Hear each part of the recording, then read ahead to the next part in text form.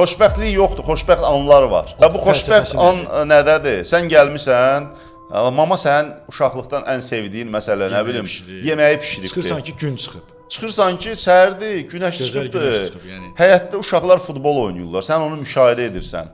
Xoşbəxtlik ondadır ki, həyətdə sənin atan əkdiyi ağac yazdı, çiçəklənir və sən ona baxırsan, o məqamı tutursan. Biz tikirik, biz hasar tikirik, biz nə bilim, əl damı tikirik, toyuq damı tikirik, torpaq zəbt eləyirik, nə bilim, bələdiyyə sənədlərini çıxardırıq, gedirik icraya sənədini düzəldirik.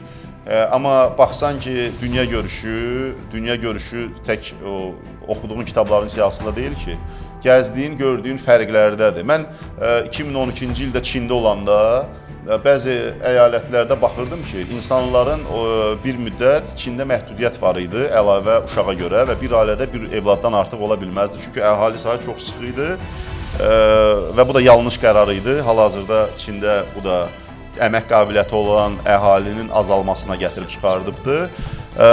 Baxırdım ki, insanlar yeməyə görə işləyən insanlar var. Onlara baxanda mən fikirləşirdim ki, şükür Allaha, nə yaxşı mən bu ölkədə doğulmamışam. Sən Hindistanı gedib görsən və bir həftə Hindistanda vaxt keçirsən, sən Azərbaycana qayıdıb, hətta adi başmaqçı işləyirsənsə belə, deyəcəksən ki, şükür Allaha, nə yaxşı mən Azərbaycanda yaşayıram.